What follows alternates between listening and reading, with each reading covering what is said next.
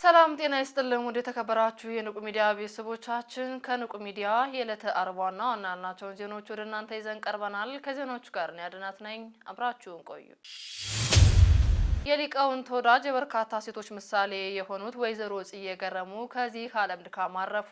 እንደሚከተለው ይቀርባል። የሊቃውንት ወዳጅ የበርካታ ሴቶች ምሳሌ የሆኑት ወይዘሮ ጽዬ ገረሙ ከዚህ ዓለም ድካምም አርፈዋል። የሊቃውንት ቤተክርስቲያን ወዳጅ የሆኑ ዘመናቸውና ጊዜያቸው ሙሉ ለእናት ቅድስት ቤተክርስቲያን ሰጥተው ሲያገለግሉ የነበሩ የበርካታ ሴቶች እናቶች ምሳሌ ተብለው በብዙ የሚነገርላቸው የሊቀ ጠበብት ወልደ ሚካኤል ኃይለማርያም ባለቤት ከዚህ ዓለም ድካሙ ያረፉ ሲሆን ስርዓተ ቀብራቸው በመናገሻ አምባ ማርያም ገዳምም ተከናውኗል። በዚህም በቀብሩ ስነ ስርዓት ላይ የተገኙ ብፁዕ አቡነ ሳይሮስ የመንበረ ፓትርያርክ ጠቅላይ ቤተ ክህነት ዋና ስራ አስኪያጅ፣ የደቡብ ምዕራብ ሸዋና የሸገር ከተማ ሀገረ ስብከት ሊቀ ጳጳስ፣ የመስቀ የዙና መድኃኔዓለም ገዳም የበላይ ኃላፊ፣ በኦሮሚያ ክልል መንግስታዊ የኦሮሚያ ሃይማኖት ተቋማት ቦርድ ሰብሳቢ መላከ ሰላም ዳዊት ያሬድ፣ የስብከተ ወንጌል ሐዋርያዊ ተልእኮ መምሪያ ኃላፊ መጋቢ ሐዲስ ለማ በየነ፣ የኢትዮጵያ ኦርቶዶክስ ተዋሕዶ ቤተክርስቲያን የኦቲሲ ቲቪ ዋና ስራ አስኪያጅ ዶክተር አካል ወልድ ለማ ተሰማ፣ የኢትዮጵያ መገናኛ ብዙሃን ዋና ስራ አስኪያጅ አባ ገብረ መድኅን ንጉሴ፣ የአዲስ አበባ ሀገረ ስብከት ዋና ስራ አስኪያጅ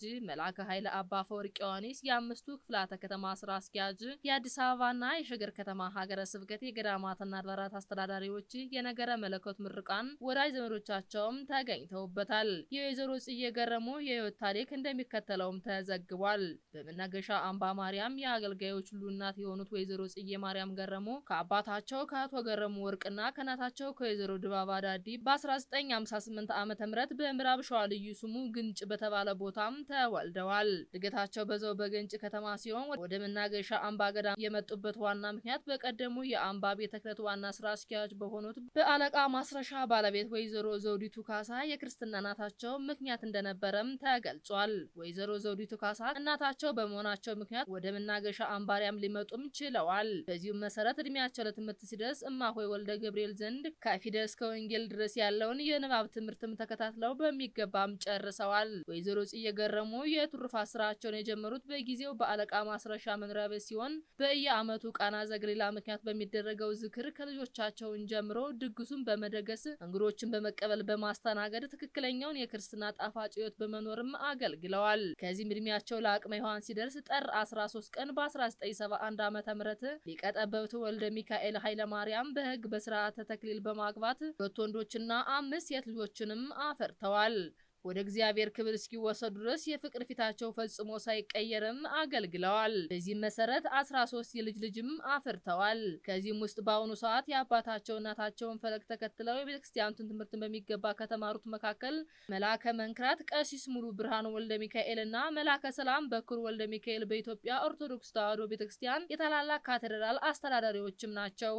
ወይዘሮ ጽዬ ገረሙ በትዳር ሕይወት እያሉ የቅድስት ሐናን የጽዋ ማህበር የባለወልድና የጽዋ ማህበር በማዘጋጀት እንግዳ በመቀበልና በማስተናገድ የተራበውን ሲያጎርሱ፣ የታረዘውን ሲያለብሱ፣ ያዘነውን ሲያጽናኑ፣ የታመመውን ሲጠይቁም ኑረዋል። በዚህም ብቻ አይደለም። ወይዘሮ ጽዬ ማርያም መስከረም 21 ቀን፣ ሂዳር 21 ቀን፣ ጥር 21 ቀን፣ ግንቦት 21 ቀን የእመቤታችን በዓለ ንግስ ምክንያት በማድረግ ድግስ ደግሰው ሊቃውንት ቤተክርስቲያን ከዋዜማ ጀምሮ እስከ በዓለ ንግስ ድረስ በመጋበዝ ትክክለኛውን የቀድሞ የቅዱሳናታችን ክርስትና መናገሻ ላይ ያሉ ያሳዩ ነበር። ወይዘሮ ጽዬ ድግስ ባህሪያቸውን የዋህ ደግ ለሰው አዛኝ ሰው በልቶ የሚጠግብ የማይመስላቸው መልካም ሴት ተምሳሌት እንደነበሩ ገለጻ ተደርጓል። በመጽሐፍት ክብር ሞቱ ለጻድቅ በቅድመ እግዚአብሔር እንደተባለው ወይዘሮ ጽዬ ማርያም ገረሙ ምንም ከእመምና ከሕፃን ጋር ሳይገናኙ የካቲት 11 ቀን 2018 ዓ.ም በ60 ዓመታቸው አርፈዋል። የቀብር ስርዓታቸው በመናገሻ አምባ ማርያም ቤተክርስቲያን በብፁዕ አቡነ ሳይሮስን ጨምሮ የመንበረ ፓትርያርክ ጠቅላይ ቤተ ክህነት የመምሪያው ኃላፊዎች፣ የአዲስ አበባና የሸገር ከተማ ሀገረ ስብከት የስራ አስኪያጆችና የመምሪያው ኃላፊዎች ነገረ መለኮት ምርቃን ወዳጅ ዘመዶቻቸው በተገኙበት ስርዓተ ቀብራቸውም ተፈጽሟል። ብፁዕ ጠቅላይ ስራ አስኪያጁ ቤተክርስቲያን በዲጂታል ቴክኖሎጂ መረጃዎቿን ማደራጀት እንደሚገባት ገለጻ አደረጉ። ተጨማሪ አለ። ብፁዕ ጠቅላይ ስራ አስኪያጁ ቤተክርስቲያን በዲጂታል ቴክኖሎጂ መረጃዎች ማደራጀት እንደሚገባት ገለጻ አደረጉ። አቡነ ሳይሮስ የመንበረ ፓትርያርክ ጠቅላይ ቤተ ክህነት ጽሕፈት ቤት ዋና ስራ አስኪያጅ፣ የደቡብ ምዕራብ ሸዋና የሸገር ከተማ ሀገረ ስብከት ሊቀ ጳጳስ ቤተክርስቲያን መረጃዎቿን በዲጂታል ቴክኖሎጂ ማደራጀትና አገልግሎቷን ማሰልጠን እንደሚገባት ከዲጂታል ቴክኖሎጂ ባለሙያዎችና ባለድርሻ አካላት ባደረጉት ውይይት ላይም ገለጻ አድርገዋል። ብፁዕ ጠቅላይ ስራ አስኪያጁ በዚህ ጊዜ ጨምረው እንደገለጹት ቀደምት አባቶች ዘመኑን በሚፈቅደው ቴክኖሎጂ ታግዘው በርካታ ውጤታማ ስራዎችን ያከናውኑ በመሆኑን ገልጸው አሁንም የምንገኘው ልጆቿ ደግሞ ዘመኑን ያፈራውን ቴክኖሎጂ ተጠቅመን ለመጪው ትውልድ የሚሆን ስራ መስራት ይኖርብናል ሲሉም ተናግረዋል። አዲሱ ትውልድ የቀደምት አባቶቻችን ታሪክ ከመዘከር በተጨማሪ አቅሙን አሟጦ የራሱን አሻራ በማሳረፍ ለመጪው ትውልድ የሚሆን ስራ መስራት እንደሚገባ የገለጹት ብፁዕነታቸው ቤተክርስቲያናችን ዶክመንቶች በሙሉ በኮምፒውተራይዝድ በማድረግ ቀጣይ አገልግሎት መስጠት የሚችልበትን ሁኔታ መፍጠር ይገባል ሲሉ አክለውም ተናግረዋል። በመርሃ ግብሩ ላይም ሊቀ መዘምራን ሀረጋዊ ጫኔ የመንበረ ፓትርያርክ ጠቅላይ ቤተ ክህነት ጽሕፈት ቤት የአስተዳደር መምሪያ ኃላፊን ጨምሮ በርካታ የመምሪያው የስራ ኃላፊዎች የዶክመንቴሽን ጋር ግንኙነት ያላቸው ሰራተኞችም ተገኝተውበታል። ብፁዕ አቡነ ማርቆስ የአብይ ጾምን አስመልክቶ መመሪያ አስተላለፉ። እንደሚከተለው ይቀርባል። የስብከተ ወንጌል የአዝመራ ወቅት አሁን ነው። ብፁዕ አቡነ ማርቆስ የአብይ ጾምን አስመልክቶ ለስብከተ ወንጌልና ሐዋርያዊ ተልእኮ መምሪያ የስራ ኃላፊዎችና ሰባኪያነ ወንጌል መመሪያ አስተላለፉ።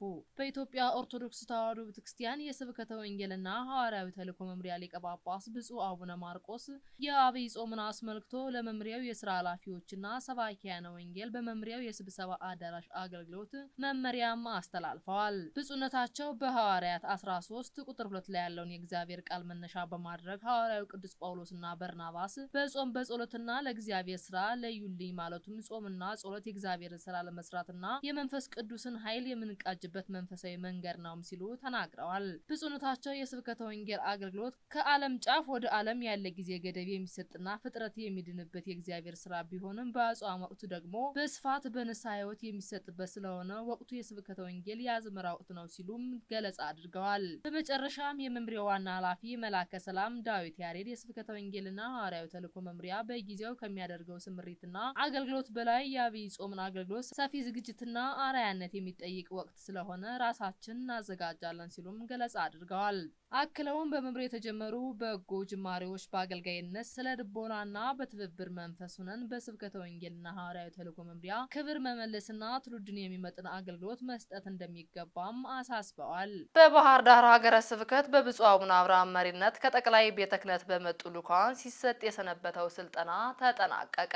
ተጨማሪ አለ። በባህር ዳር ሀገረ ስብከት በብፁዕ አቡነ አብርሃም መሪነት ከጠቅላይ ቤተ ክህነት በመጡ ልኡካን ሲሰጥ የሰነበተው ስልጠናም ተጠናቋል። በኢትዮጵያ ኦርቶዶክስ ተዋሕዶ ቤተክርስቲያን በመንበረ ፓትርያርክ ጠቅላይ ጽሕፈት ቤት ሰበካ ጉባኤ ማደራጃ መምሪያ ስምሪት አዘጋጅነትና በብፁዕ አቡነ አብርሃም የባህር ዳርና የሰሜን ጎጃም ሀገረ ስብከት ሊቀ ጳጳስ መሪነት ለባህር ዳርና ለሰሜን ጎጃም ሀገረ ስብከት ለሁለት ቀናት ሲሰጥ የቆየው ስልጠናም ተጠናቋል። በስልጠናው ላይ የባህር ዳር ሀገረ ስብከት የየክፍል ኃላፊዎች፣ የባህር ዳር የርዕሰ ከተማ ወረዳ ቤተ ክህነት ሰራተኞች፣ የአድባራትና የገዳማት አስተዳዳሪዎች፣ የሰሜን ጎጃም ሀገረ ስብከት የክፍል ኃላፊዎች፣ የሁሉም ወረዳ ቤተ ክህነት ሊቀ ካህናትም ተሳትፈውበታል። በስልጠናው የተዳሰሱ እርሰ ጉዳዮች የሰበካ ጉባኤ አደረጃጀትና የቃለ ዓዋዲ አፈጻጸም፣ ዘመኑን ያዋጀ ሁለንተናዊ የቤተ ክርስቲያን አስተዳደር፣ የሚዲያ አጠቃቀም፣ መንፈሳዊ ሕይወት፣ የሪፖርት ዘገባ አቀራረብ የሚሉ እንደነበሩም ገለጻ ተደርጓል። ስልጠናውን የሰጡት መጋቢ አላፊ ኤፍሬም በየነ የጠቅላይ ቤተ ክህነት የልሳነ ተዋሕዶ መጽሔት ዝግጅት ዋና ክፍል ኃላፊና የጠቅላይ ቤተ ክህነት የሊቃውንት ጉባኤ መምሪያ ምክትል ሰብሳቢ በሆኑት መጋቢ ሚስጥር ፍሬ ስብዓቱ ዱባለ እንደሆነም ተናግረዋል። በስልጠናው መጨረሻ ላይ በሁሉም እርሰ ጉዳዮች ላይ በሰልጣኞች አስተያየቶችና ጥያቄዎች ተነስተው ውይይቱ ከተደረገ በኋላም በብፁዕ አባታችን የመጨረሻ የማጠቃለያ ቃለ ምዕዳንና ጸሎተ ቡራኬ ተሰጥቶ የጉባኤው ፍጻሜም ሆኗል። የካቲት 13 ቀን 2018 ዓ.ም ከንቁ ሚዲያ ደረስላችሁ ዜናዎች እኒን ይመስሉ ነበር። ቀሪዎቹን ከቀሪ የንቁ መርሃ ግብሮች ጋር አብራችሁ ቆዩ እያልን እኛ ከወዲሁ ተሰናበትናችሁ። ሰላም እግዚአብሔር ከእናንተ ጋር ይሁን። ቸር ሰንብቱ። ንቁ ኦርቶዶክስ ተዋሕዶ የጸሎትና የንስሐ መርከብ ማህበር በእግዚአብሔር ፈቃድ በወንድማችን የኔነ ተስፋዬ አስተባባሪነት ከተመሰረተ ጊዜ ጀምሮ ከሚሰጣቸው ዘርፈ ብዙ መንፈሳዊ አገልግሎቶች መካከል የሐዋርያዊ አገልግሎትና ያሬዳዊ ዝማሬዎች አንዱ ነው። በዚህ ክፍል የኦርቶዶክሳዊ ተዋሕዶ ቤተክርስቲያንን ዶግማና ቀኖና የጠበቁ ኦርቶዶክሳዊ ለዛ ያላቸው ለነፍስ እረፍትን የሚሰጡ ወቅታዊና ዘመኑን የዋጁ ስብከቶችና ያሬዳዊ ዝማሬዎችን በመላው ዓለም ለሚገኙ ተመልካቾቹ በንቁ ሚዲያና በኢትዮ ማህበር የዩቲዩብ ቻናል እያቀረበ ይገኛል። አገልግሎቱ በመላው ዓለም ለሚገኙ አማኞች ተደራሽ እንዲሆን በየዕለቱ የሚለቀቁ ስብከቶችንና መዝሙሮችን ላይክና ሼር ያድርጉ። እንዲሁም የዩቲዩብ ቻናላችንን ሰብስክራይብ በማድረግ የዚህ ታላቅ አገልግሎት ባላሻራ ይሁኑ። ንቁ ሚዲያ ርቱ የቤተ ክርስቲያን ልሳን